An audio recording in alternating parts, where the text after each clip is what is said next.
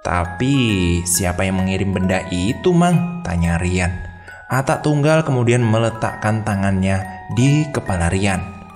Siapa yang kau lihat sekarang, Nak? Tanya Atak Tunggal. Binoy.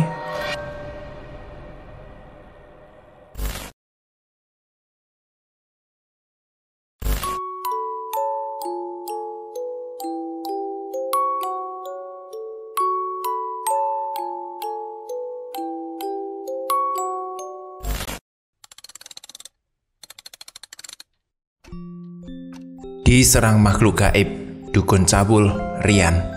Ditulis oleh Insun Burung. Terima kasih buat teman-teman yang udah nonton sampai part ketiga. Dan kita mau masuk ke part 4. Yang belum nonton 1, 2, dan 3, silahkan nonton dulu. Dan kita masuk ke cerita yang keempat. Untuk apa mereka itu, Nay? Ya, mungkin aja ada orang yang menyukai, tapi selalu kamu tolak. Jadi dia tidak rela jika pujaannya itu menikah dengan orang lain. Begitu loh, Yan, ujar ibunya. Rian menjelaskan. Kemudian Rian mengangguk. Keesok harinya, Rian berangkat bersama ayahnya ke Mumar. Singkat cerita, mereka akhirnya sampai di rumah kami. Wah, tumben sekali kau kemari, Jang, ujar ayahku. Ayah penulis ya. Setelah ngobrol sana-sini, Mang Bujang menceritakan tentang keadaan Rian. Oh, begitu ya. Kalian menginap di sini saja ya. Nanti malam akan kucoba melihat apakah Rian ini diganggu atau tidak, ujar ayahku saat itu. Sepi sekali, kemana anak-anakmu? Tanya Mang Bujang. Anak bungsuku menginap di rumah kakaknya. Nah, ibuku memasak makanan untuk kedua tamunya itu. Sementara ayahku mencari sesuatu ke dalam hutan. Malam harinya, setelah ayahku membakar kemenyan dan memanggil Niwi, ayahku keluar dari kamar dan duduk di hadapan Rian. Mang Bujang dan ibuku saat itu juga ada di sana. Yan, kamu jawab dengan jujur ya, Nak. Apa kamu pernah menolak seseorang wanita di desamu lah? Tanya ayahku. Rian kemudian menatap Mang Bujang. Iya, jawab Rian pelan. Nah, siapa itu? Tanya ayahku lagi. Banyak. Hah? Banyak? Kamu ini dikerjain, Yan. Salah satu dari perempuan yang kau tolak itu dendam padamu, ujar ayahku. Ciri-cirinya seperti apa, Mang? Tanya Rian. Ayahku kemudian menarik nafas panjang. Wajahnya cantik, berkulit putih. Ada tanda lahir Brahma di wajahnya, ujar ayahku saat itu. Rian hanya diam sejenak mengingat perempuan di desanya yang memiliki tanda lahir di wajahnya. Lati, gumam Rian. Tapi Mang, aku tidak pernah menolak gadis itu loh. Dia sangat pendiam dan pemalu. Dia juga tidak pernah mengatakan apa-apa padaku, ujar Rian saat itu. Jangan menilai seseorang dari luarnya saja, Yan. Penampilan luar itu bisa saja menipu, ujar ayahku. Jadi benar, itu pelakunya? Tanya Rian memastikan. Ya, rambutmu, gambarmu, bahkan bajumu ada padanya, Yan. Rambut dan fotomu sudah dikubur, ujar ayahku. Dikubur di mana, Mang? Tanya Rian saat itu. Dikubur seorang perawan yang meninggal di desamu, ujar ayahku. Lalu aku harus bagaimana, Mang? Apa mungkin yang mengakibatkan aku mengalami 2 kali kegagalan itu gara-gara ada kaitannya dengan rambut dan fotoku yang udah dikubur itu? Tanya Rian. Sepertinya sih begitu, Yan. Tapi Amang akan berusaha mengambil foto dan rambutmu yang dikubur itu. Doakan saja ya, semoga Amang berhasil, ujar ayahku lalu berdiri dan berjalan ke dalam kamarnya. Kalau mau tidur, tidurlah dulu Yan. Biasanya amangmu lama, ujar ibuku saat itu. Aku menunggu saja, Bu. Sementara di dalam kamar, ayahku duduk dengan mata terpejam. Yan sah, kita berangkat sekarang, ujar Niwi. Niwi membawa ayahku berlari dengan cepat dan hanya beberapa saat sudah sampai di kuburan non-muslim di desa itu. Wih, kira-kira foto dan rambut keponakanku itu dikubur di mana ya? Tanya ayahku. Tepat di samping mayat, bertujuan agar siapapun yang menjadi kekasih atau keponakanmu itu akan mati, ujar Niwi pelan. Waduh, lalu bagaimana aku mengambilnya, Wi? Bukannya aku tidak mau, tapi aku tidak tega membongkar kuburan yang udah mati, ujar ayahku bingung. Kita pikirkan cara lain dah. Aku pun tidak ingin merusak kuburan, ujar Niwi saat itu. Ayahku dan Niwi duduk di dekat makam itu. Sesaat kemudian, Yansah, ini sangat sulit karena kita terlalu memikirkan mayatnya. Tidak ada cara lain. Kita harus membongkar kuburan ini. Jangan sampai ada korban-korban lainnya juga kan? Kasihan keponakanmu akan membujang seumur hidupnya, ujar Niwi menepuk pundak ayahku. Aku tahu. Tapi kamu takut kan? Biar aku aja yang masuk ke kuburan itu, ujar Niwi. Niwi mulai menggali tanah kuburan. Beberapa saat kemudian Niwi melompat keluar lubang kuburan itu. Sekarang giliran kau yang membuka peti mati itu, ujar Niwi. Ayahku melompat turun. Digembok, ujar ayahku saat itu. Niwi segera turun, dan sesaat setelah peti mati itu terbuka, terlihat tulang belulang yang kanan kirinya ada pocongan kecil-kecil. Entah itu apa. Ambil pocongan itu, ujar Niwi dari atas. Dengan tangan gemetar, ayahku mengambil benda yang dibuat seolah-olah seperti pocong kecil itu. Ini, ujar ayahku menyerahkan benda itu. Kau pegang saja, aku ingin merapikan kuburan ini dulu, ujar Niwi. Lalu dengan cepat menimbun kuburan itu lagi. Singkat cerita, mereka akhirnya sampai. Ayahku masih memegang pocong kecil lusuh itu di tangannya. Ini diapakan selanjutnya, Wi? Tanya ayahku. Kau bakar saja, abunya lemparkan ke sungai, ujar Niwi. Baiklah, baik. Tapi apa pocongan ini boleh dibuka, Wi? Tanya ayahku. Niwi kemudian mengangguk pelan. Lalu ayahku membawa 2 pocong itu keluar. Alhamdulillah, benda ini bisa diambil walaupun agak lama, ujar ayahku. Ayahku membuka pocongan itu. Rian terperangah melihat isi pocongan yang berisi benda-benda aneh.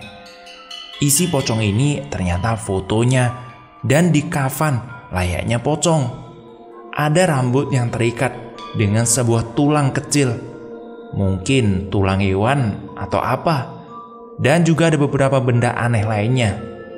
Kita harus membakarnya, Yan, ujar ayahku. Tunggu, Mang, tunggu. Ada tulisan di belakang fotoku itu. Biar Amang yang memegangnya, ujar ayahku.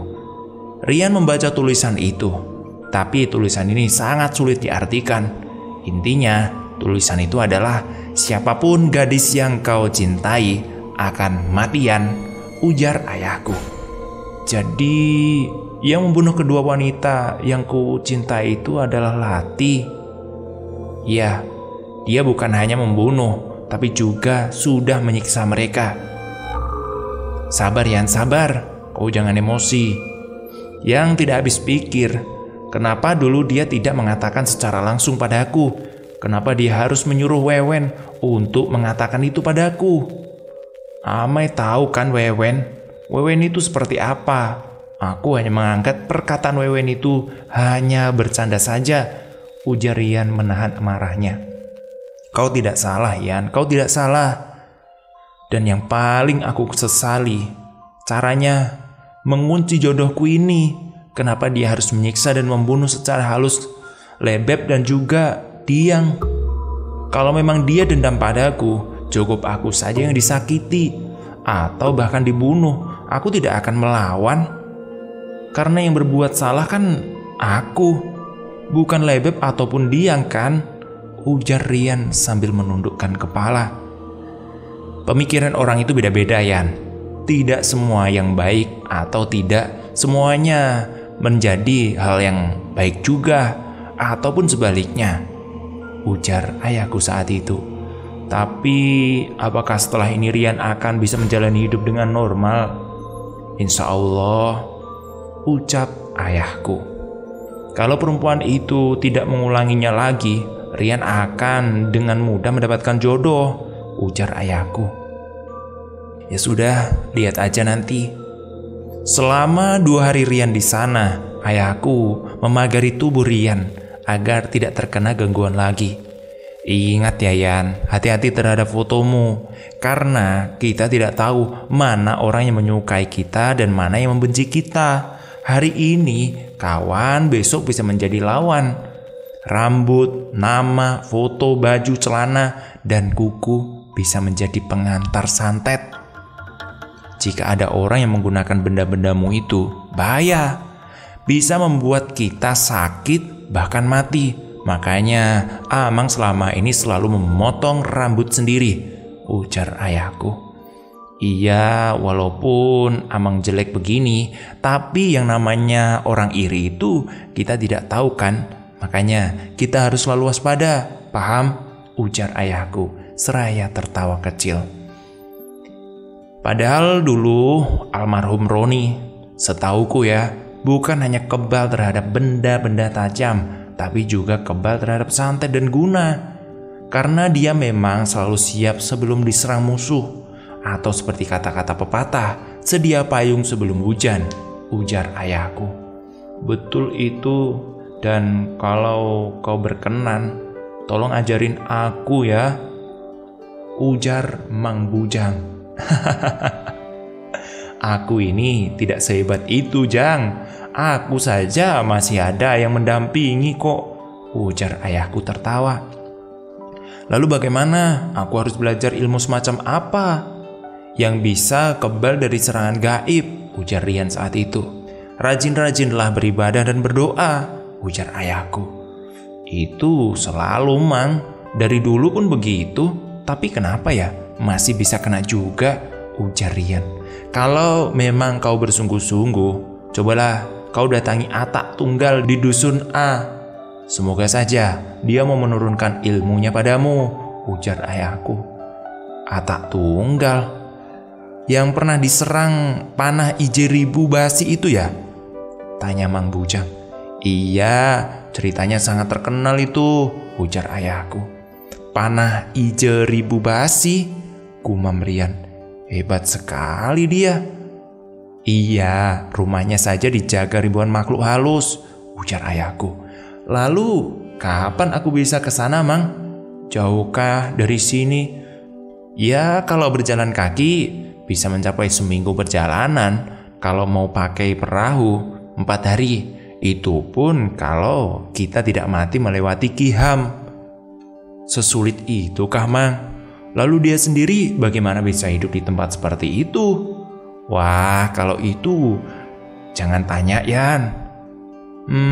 Manuhus Kiham itu sambil tidur pun dia akan baik-baik saja. Panah Ijeribu Basi, santet 1000 dukun. Manuhus Kiham itu melewati sungai yang deras dan banyak batu-batu di tengah sungainya. Oh, begitu ya. Kalau kamu siap, kita bergerak besok, ujar ayahku. Aku siap, Mang. Aku siap sekarang. Sebelum berangkat, ayahku memanggil Datu Juking Murai di sungai. Saat itu mungkin sekitar jam 3 pagi. Ayahku menceritakan tentang maksud kepada Datu Murai. Baiklah, panglimaku akan menemanimu, ujar Datu Juking Murai. Terima kasih, Datu. Terima kasih. Datu Juking Murai mengangguk lalu menyelam ke dalam sungai. Beberapa saat kemudian ada seekor buaya yang hitam dan tentu besar muncul ke permukaan sungai. "Aku akan menunggumu di sini," ujar buaya hitam itu. "Terima kasih Panglima, terima kasih," ujar ayahku.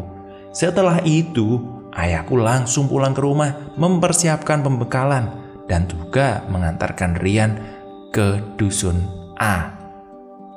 Yan, bangun, kita sarapan dulu. Setelah itu kita langsung berangkat," ujar ayahku seraya membangunkan Rian.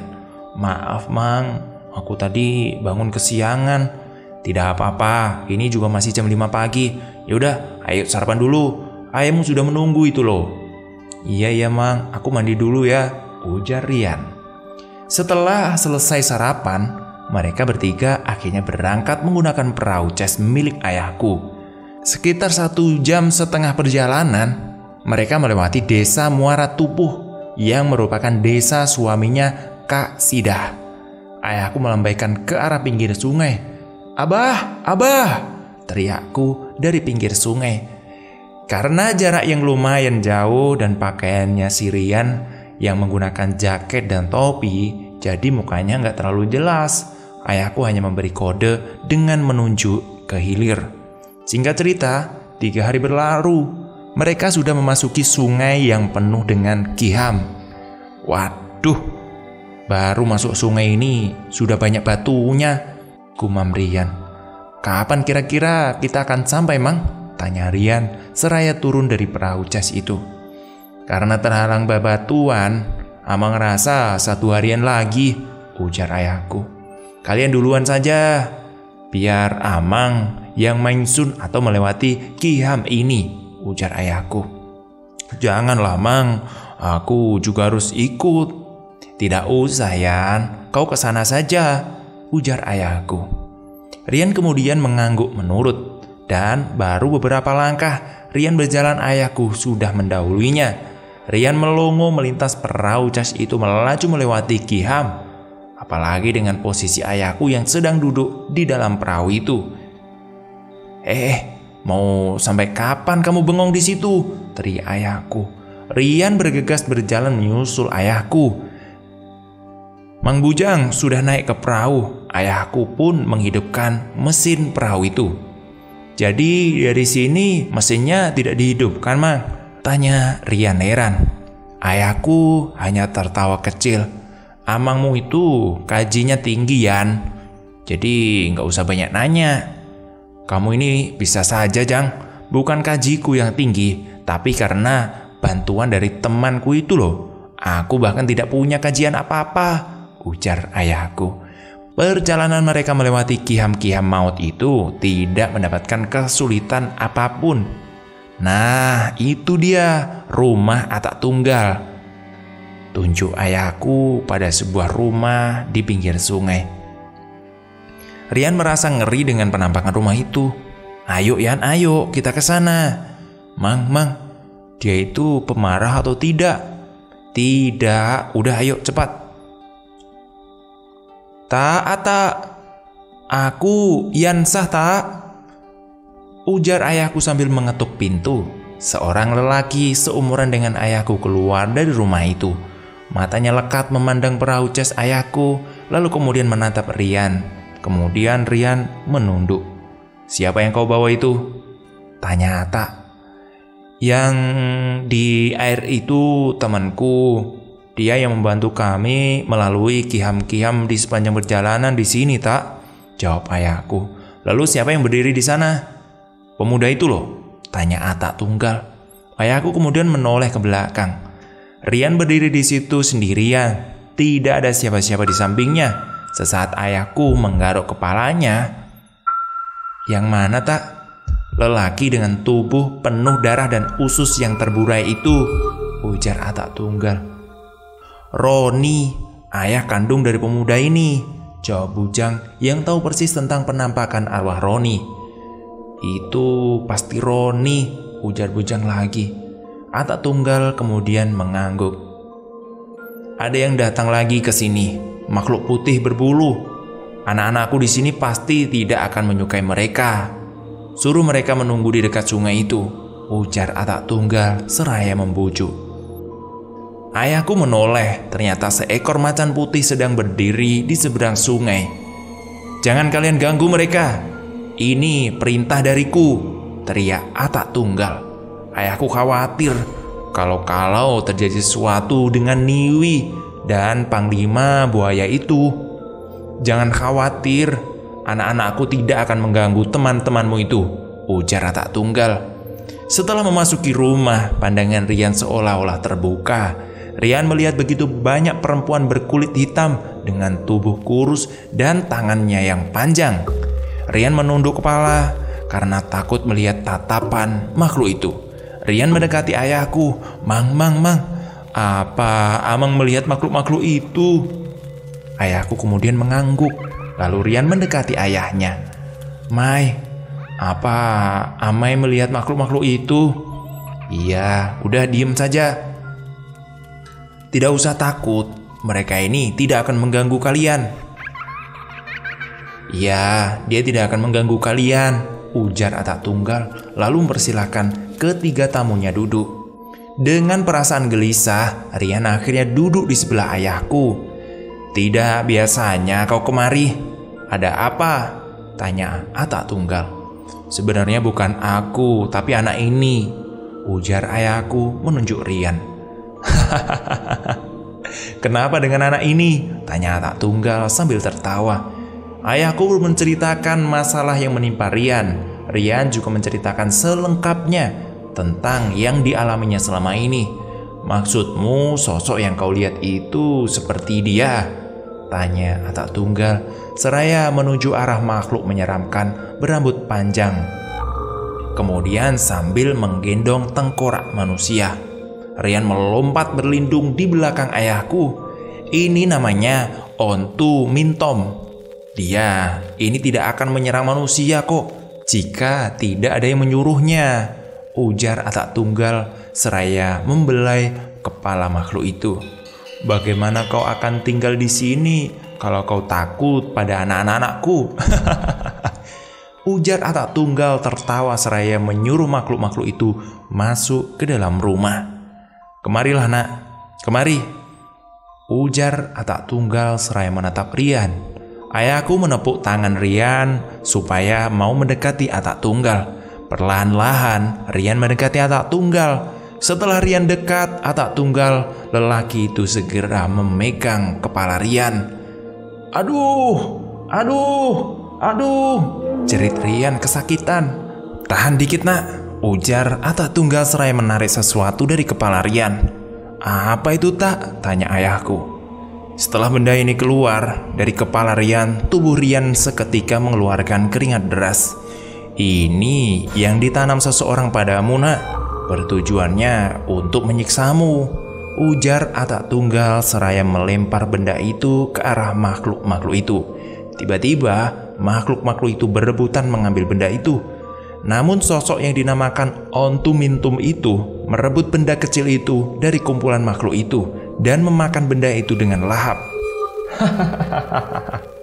Tawa Atak Tunggal memecah keheningan. Sekumpulan makhluk itu segera menjauh dan kembali ke tempat mereka berkumpul. "Lihatlah, dia memakannya dengan lahap seperti benda itu baru saja dikirim untukmu." "Maaf Mang, maaf. Tapi makhluk yang mengganggu saya waktu itu memang mirip dengan dia, Mang. Tapi kenapa ya? Kok jahat?" tanya Rian memberanikan diri. "Sifat Ontu Mintom itu tergantung kepada pemiliknya. Jika si pemilik ini menyuruhnya berbuat jahat, ya dia akan jahat. Dan begitu pula sebaliknya," ujar Atak Tunggal. "Aku punya 5 yang seperti dia. Apa kau ingin melihatnya?" ujar Atak Tunggal. Tidak usah Mang, tidak usah. Cukup 1 aja," jawab Rian cepat. "Masih ada beberapa lagi benda yang tadi di tubuhmu nak. Jika aku keluarkan sekarang mungkin kau akan sangat tersiksa." "Tapi siapa yang mengirim benda itu Mang?" tanya Rian. Atak Tunggal kemudian meletakkan tangannya di kepala Rian. "Siapa yang kau lihat sekarang nak?" tanya Atak Tunggal.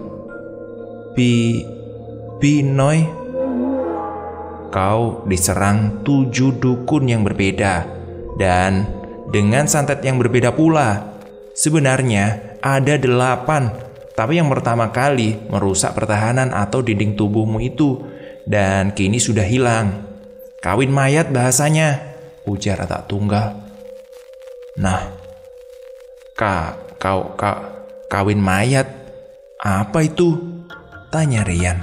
Iya, siapapun yang akan menikah denganmu akan menjadi mayat, mati.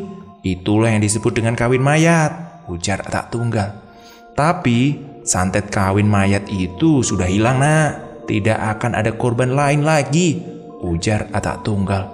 Lalu 7 dukun yang sekarang bagaimana tuh? Tanya Rian. 4 dukun itu tidak benar-benar ingin membunuhmu. Mereka hanya disuruh untuk membuatmu selalu sial dan dijauhi orang-orang. Mungkin itu kerjaan orang-orang yang iri padamu, Nak. Jangan khawatir, mudah saja untuk membuangnya, ujar Atak Tunggal. Lalu 3 dukun yang lain gimana, Mang? Tanya Rian lagi. Yang 3 ini loh, sama-sama ingin membunuhmu. Kau sering kan mendengar suara sangkalap kuyang? Sangkalap kuyang? Kemudian Rian mengangguk. Itulah petandanya. 2 perempuan adalah dalangnya, dan yang satunya itu adalah dukun tua yang... Belum sempat menyelesaikan ucapan, tiba-tiba Atak Tunggal berteriak dengan marah dan menatap keluar rumah. Bangsat! Teriak Atak Tunggal seraya melompat keluar rumah. Mereka bertiga melihat banyak sosok anak kecil yang terbaring di tanah. Atak Tunggal menaburi sesuatu ke arah makhluk-makhluk yang menyerupai anak kecil itu, dan sosok itu menghilang menjadi abu. Cerita selanjutnya seperti apa? Tonton di part berikutnya. Saya sudah ngos-ngosan. Semoga saja besok kita bisa terusin lagi. Jangan lupa komentar, sisipkan asal kota kalian, dan subscribe yang belum. Terima kasih. Sampai jumpa.